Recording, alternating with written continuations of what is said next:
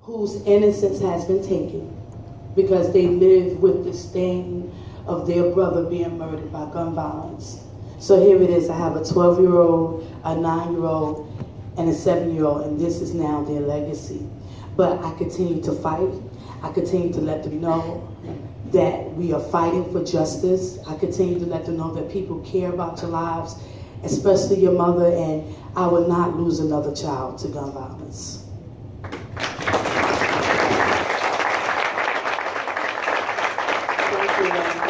Thank you, Sinead. And I know it's must be so difficult to relive that day and that episode in your lives every day. And I thank you for your courage speaking about it, and also for your very, very hard work on it. And it is voices like yours that we need to hear from. So thank you for doing that. Marie, would you like to share your story kindly? Yes, thank you. Thank you for having me. Thank you for having me, Anna, and all the legislators that's here and people in the audience for coming. So my story is pretty simple. So I'm not from this community. I'm from Brooklyn, New York, born and raised, proud New Yorker. Brooklyn! That's right, yeah, that's right. We got some in the audience, and we were also surprised. My nephew was an extreme, and this is him right here. I try to carry him whenever I have these panels. It makes it a lot easier sometimes when you have opposing views for them to actually look at the face of the individuals that actually is lost to gun violence. So that's why I have him here. So my nephew was 19 going on 20, and he was a very quiet, sweet kid, and he was one of 3 that used to hang out with each other, including my son, Trevor Robinson, and there was another young man, his name is East Fullard, and it was my nephew, Pierre Paul. And they used to hang out together, were born and raised together. And the way my nephew was killed actually is that he was just going down the street, he saw a girl that he liked, and he talked to her. He's like, hey, I haven't seen you for a while. And she's like, hey, what's up? They saw each other at the bus stop. And so I'm hearing this story after the fact. And unfortunately, most of the story I'm hearing is from the girl that was actually testified at his trial. So I'm repeating the story that she told. And he came up to her and she's like, oh, I haven't heard from you for a long time. You know, you don't know nobody. He's like, no, I just called you. And she's like, yeah, prove it. So he actually took the phone to prove that he tried to call her. So he said, where you going? She's like, I'm going to shop. He's like, no, come with me. And they were actually walking away to go get something to eat, when an individual, a young guy about his age, came up behind him and shot 7 bullets. 5 of them hit his body. The one that killed him actually struck his heart. So let's think of the irony of him dying with a bullet in his heart, trying to talk to a young lady. All right, so that's how my nephew got killed. He was actually killed on November 11, 2008. Now, everybody who knows November 11 knows Veterans Day, and I happen to be a Marine Corps veteran for Desert Storm. So imagine the impact that I have to deal with every single year when I'm recognizing not my service per se, but the services of all of my brothers and sisters in the military, the one that sacrificed their life. I have to not only recognize their achievements and their sacrifice, but I also have to recognize that I lost my nephew. So he died on November 11, 2008. I did not do anything really after his death. We mourned him, we buried him. You know, he was the first in our entire generation of family, and we're immigrants. For those of you who are not immigrants, my mother and father, his mother and me, we're sisters, we were born here, but our parents came from Haiti, and they worked very, very, very hard to make sure that we achieve, in their opinion, greatness. And it's 5 of us, of my mother's children, and we all college graduates. We all make very good money, and we like to think that we're very successful. So we are the American dream. So imagine my mother, who sacrificed herself coming from Haiti, losing one of her first grandsons. So that's where we at. But I didn't do anything. I actually moved on with my life. After burying my nephew, I did some marches. I talked about gun violence, losing him, but I moved on. Because it happens all the time in Brooklyn, right? There's a lot of gunshots, you have to live with it, carry on. And then I'm at a holiday party, and I'm gonna try to wrap it up because I don't wanna take too much time. So I'm at a holiday party, enjoying myself, and I'm just having a good time. And then I remember that there was a red velvet cupcake that I wanted to go get, and it was in the other room. So I left to go, let me go get this red velvet cupcake. And I looked at the TV and I heard that there was a shooting at elementary school. And I just kept on going because, I wanted that cupcake. So I went to go get it, and when I came back, I heard, I'm sorry to say that a 5-year-old, at the time, they didn't know the age, a 5-year-old was killed at an elementary school. So I stopped. I'm like, no, I can't be hearing what I'm hearing. So I stopped and I'm hearing, and the news got worse. It wasn't 1, it wasn't 2. We think it's 5, we think it's 6, no, it's 10. And I'm just standing there and I'm just shocked, like, are you freaking kidding me? 20 beautiful children and 6 educators just got gunned down at an elementary school. We're not talking about the streets of Brooklyn. We're not talking about the streets where my nephew got killed, which he shouldn't have died, but in Queens, New York, walking down the street. We're talking about his school. And that's when I was done. I was like, immediately, this is over. I'm done with this. I need to do something. And I actually joined an organization and been part of an advocacy group called Moms Demand Action for Gun Sense in America. Some of my fellow advocates is here. Thank you for coming. And I've been doing this for like almost 4 years now. And the thing is that I want to make it perfectly clear for those in the audience who does not agree. I am a Marine Corps veteran for Desert Storm.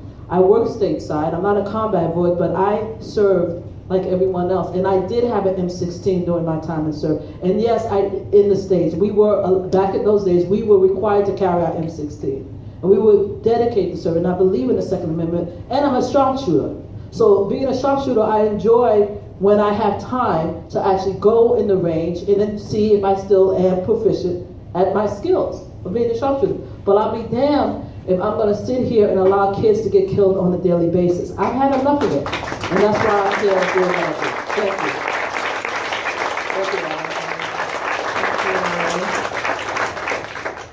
Kara, our county legislator who's here and has been kind enough to join us because this is an issue that is very important to her as well.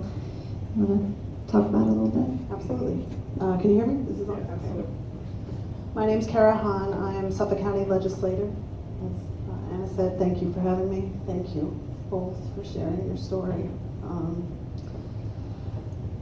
I too, I'm a social worker.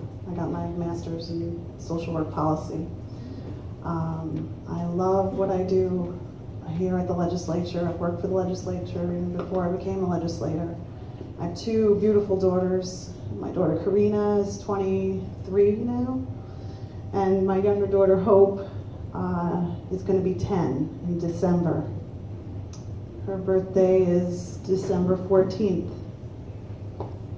On December 14th of 2012, it was the end of my first year as a legislator, and you're not allowed to bring cupcakes into school anymore because of allergies and things. So they let parents come in and read a book to the class, which is so special and nice. And my daughter was in kindergarten, Hope, and on the morning of December 14th, 2012, I was reading a book to her kindergarten class. Those kindergartners, those 5- and 6-year-olds are just incredible. And I just so vividly remember the feeling I had when I left that room, when I went home quick to eat something. I turned on the TV. I pretty much had that same, gotta be kidding me, moment. And I was in a position where I could make a difference. That's why I'm here, that's why I love what I do. And I said, I've got to do something about this. Unfortunately, Suffolk County only has some limited authority. But I tried. I met with our council. I met with our police, representatives from the police department, representatives from the sheriff's department. We came up with a measure. I had, as I said, I had worked for the legislature, and I had known that our police officers transport individuals to CPAP, which is a psychiatric emergency room, every year. The only reason we're allowed to involuntarily transport anyone is if they're a threat to themselves or a threat to someone else. If they're suicidal or if they're homicidal. We were doing this more than 3,000 times a year. Suffolk County also has a pistol permit registry. And so I asked the question, met with the head of the Pistol Permit Bureau, and I said, are we checking the registry when we transport individuals who are a threat to themselves or others? And we were not doing that. So I wrote legislation that said every time we transport someone to the psychiatric emergency room, we're certainly going to check the pistol permit registry and alert them if that person has a gun. And now they do that, and they're able to suspend that permit. I was sort of gassed that they weren't doing that already, but we got that done. You know, did we try to, I asked, could I ban assault weapons? No. You know, could I limit the size of the magazine? No. Could I, you know, we didn't have that authority at the county level, and New York State has made some really important steps on that, thanks to all of the advocates in the room. But the reality is, we need these changes at the national level. We need to have a representative, our representative in Congress, on board and revved up and passionate to fight for these changes. And that's Anna. And so I'm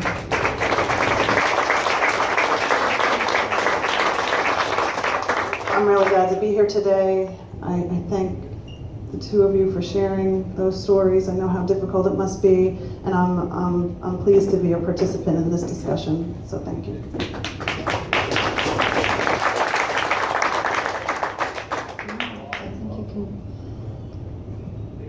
County Executive Steve Belone, who has joined us today, and I think that one of the things that you just pointed out, Kara, is very important, and something that I think is often missing, and that is an understanding amongst legislators and elected officials on different levels of government how important it is that we come together and work together on all of these issues across government lines, because it is what you're talking about. I was a town supervisor and on the town board for 8 years. These are the kinds of legislation that we couldn't do on a town level. And as Carol said, you know, you're limited on a county level too. State could do more, but again, if only the state is doing this as one of many other states, and then we have issues about guns being trafficked across state lines, then it matters, but it's not the same as getting an entire body of government on all levels together, starting at the federal level, to work together on these things, to make sure that things like loopholes and trafficking across state lines, etc., stops. Steve Belone is a very proactive, boots on the ground, I'd like to say, county executive, and I thank you for being here, and you would be kind enough to share your perspective. Not at all. Good afternoon. Can you hear me? Or do you want me to use the mic? Need a microphone.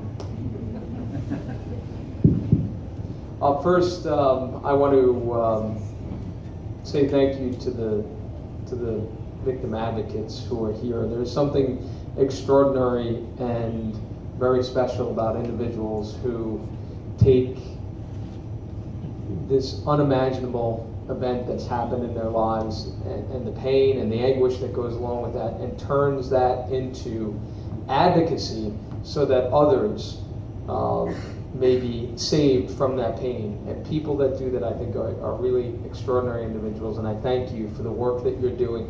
You no doubt are helping to save people's lives with the work that you're doing, so thank you. To my colleagues, Legislator Karahan, thank you. Such a great partner.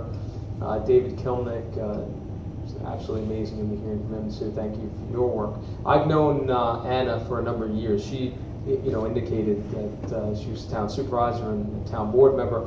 We got to work together on many, many different issues. So it is it is easy for me to be here talking about this with this individual, because, and I'm so happy that Anna has made this really a centerpiece of her campaign, because for me, there is no other issue that is making plain and clear and evident how broken Washington is than the gun safety issue.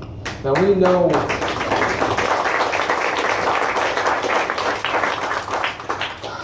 this is clearly, this is the craziest election we've ever seen at a presidential election. I think that goes without saying. But it sort of makes sense with everything that we've seen in the years preceding it, leading up to this. It's almost like we're seeing the fusion of politics and entertainment into one, and in the scariest way imaginable, because these are real issues. These are serious issues. People are dying out there, tens of thousands of people.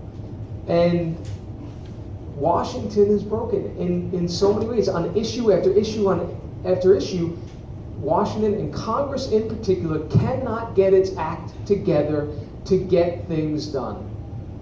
And then, as Anna points out, on this issue, where 80 to 90% of Americans agree on the issue, whether you're talking about background checks or closing the terrorist loophole, 80 to 90% of Americans agree that of course these things need to be done. These are common sense solutions.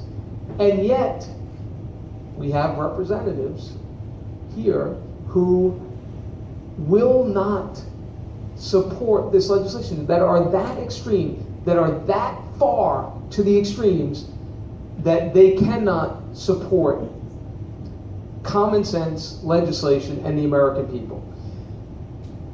What I know about Anna, and what I've seen and what I've experienced in my work with her, the only way that we're going to fix Washington, it is not going to be fixed with people who are on the extremes. That is not what will fix Washington. What will fix Washington is people who understand how to bring people together and create common sense solutions to problems, not ideologues who are on the extremes.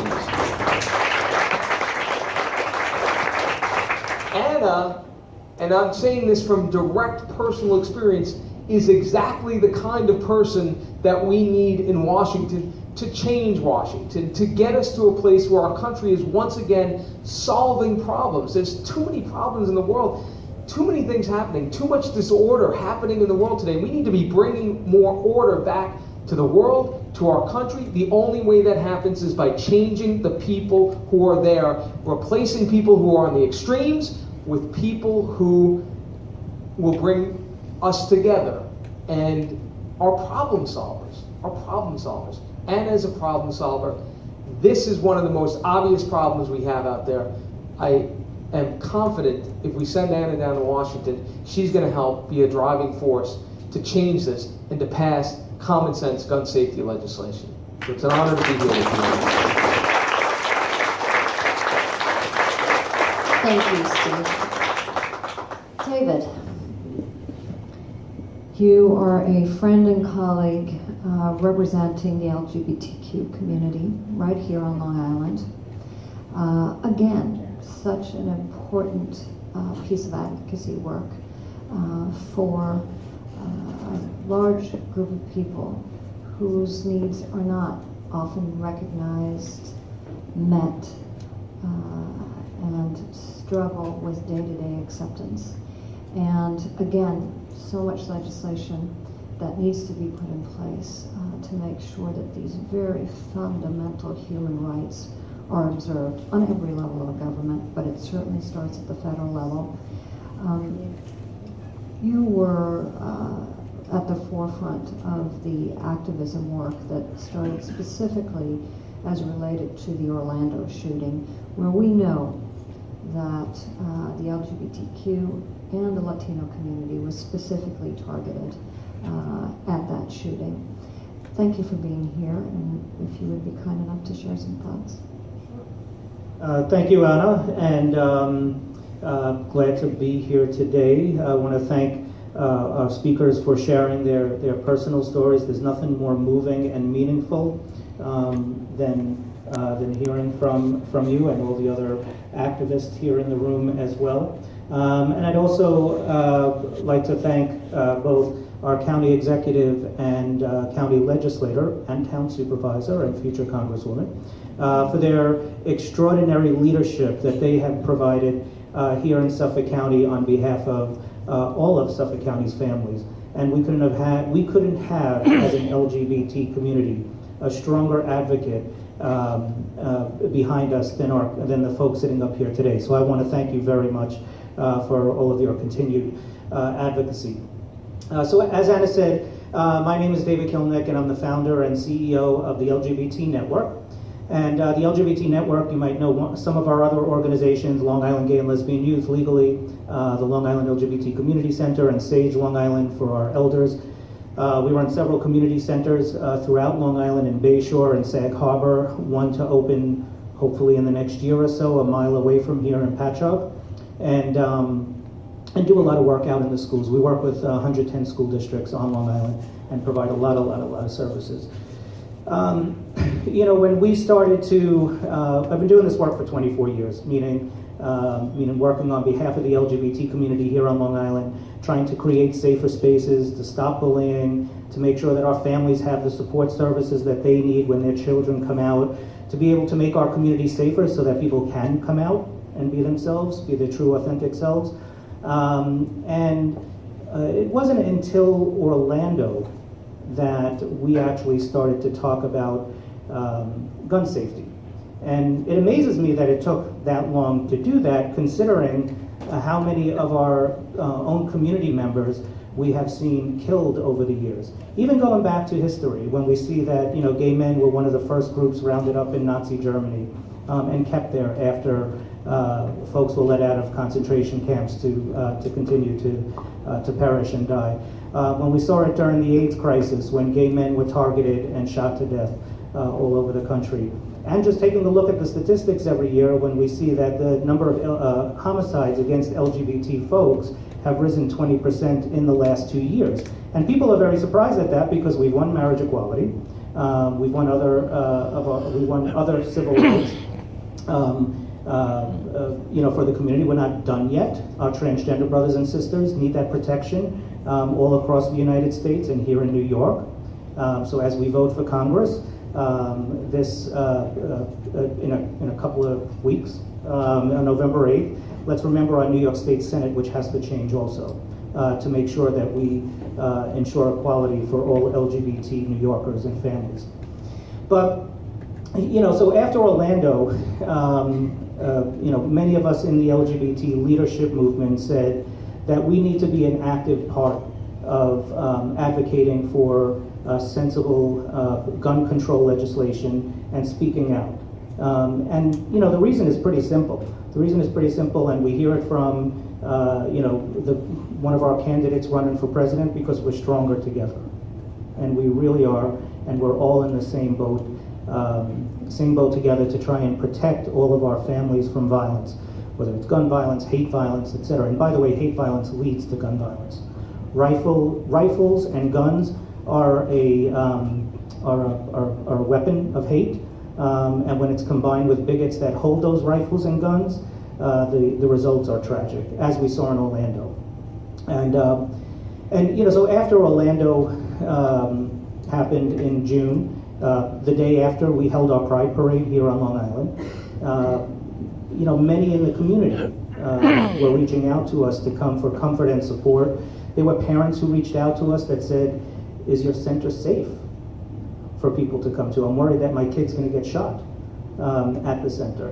And unfortunately, years ago, we had to prepare for this reality when our center was vandalized in Bayshore.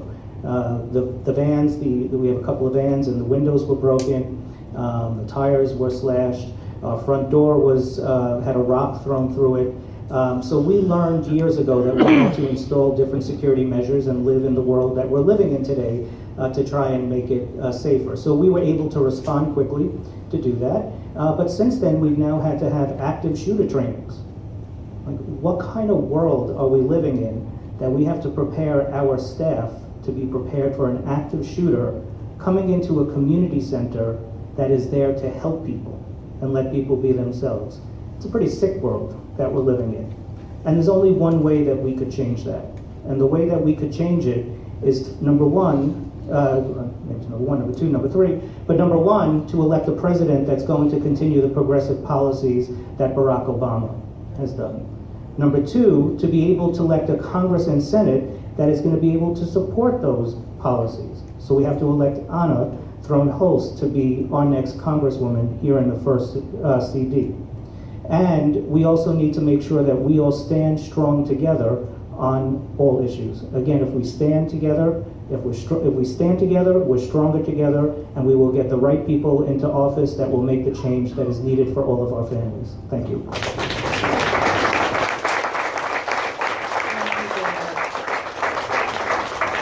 Lois, I am now a proud owner of your wonderful book, and I appreciate you personalizing it to myself and my 4 kids.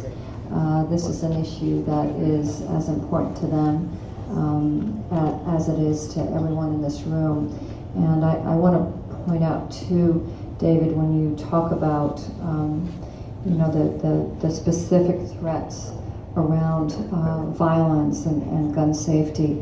One of my children is a member of the LGBTQ community, and the stories, no mother should have to hear these stories of the fear, and no child should have to, and no member of our community should have to face the fear of being a member of a protected class. And so thank you for that. And Lois, thank you for your wonderful book, and I'm so appreciative that you're here. And will you tell us a little bit about it, please? Well, I want to thank you, and I want to thank everybody. Does everybody hear? Can everybody hear me? No. Okay, then I'll use the microphone. First of all, I want to thank all of you for your bravery, your courageousness, for emphasizing what is an issue that's important to all of us. I mean, each one of you have put a face on gun violence, of your personal pain, and nobody understands that pain better than me. I just want to ask, is anybody here in the audience a victim of gun violence? If you are, raise your hand. Okay. God bless you for coming here, for having an interest in humanity. This is so important. I was in Philadelphia with Moms Demand Action, getting signatures from prospective voters to vote for candidates who would support gun violence. You can't imagine the gamut of people that I ran into, from crazies to people who wouldn't speak to me, and those that would. And what I kept saying to them was, look, I'm Democrat, but I don't care who you are voting for, what your party affiliation is. We are talking about human lives. We have to support candidates who will support the reduction of gun violence. This is enough already. And so, that is what it is that I did. gun violence, I have spoken about the fact that it is a legislative issue, it is a political issue, it is a human issue. And this is what we are trying to do, is save human lives. Now, I would like to talk about the fact that you had mentioned the Holocaust. I have been on other panels, and there they were, the arm of the NRA, the Oath Keepers. They were so bad, it was good. And I'm talking about we are putting a face on all this violence. And one of the things that I spoke about was numbers. The Holocaust, 9/11, the Civil Rights Movement. Those are just numbers, statistics. But when you can put a face on it, that has more of an impact, right? Okay. There was one of them who stood up and screamed at me. I'll talk about my book and I'll talk about my daughter, afterwards. Screamed at me, do you know that the reason all of the Jews were murdered was that Hitler took away all of their guns? Are you crazy? They never had any guns in the first place. So what are you talking about? All right. In October of 2008, I was working on the Obama campaign. Michelle Schimmel, who unfortunately is retiring, is a very good friend, but she is an absolutely marvelous legislator, has been fighting gun violence for more than 20 years that I know of. October 2008, she was talking to me about her micro-stamping bill, which is just a very simple thing. Very often, when there is a crime, a gun is not found, but shells are. It's a matter of tracing the gun. October 2008, I said to her, I am working on the Obama campaign. I will help you after the election. 2 months later, my daughter was dead. She was a single working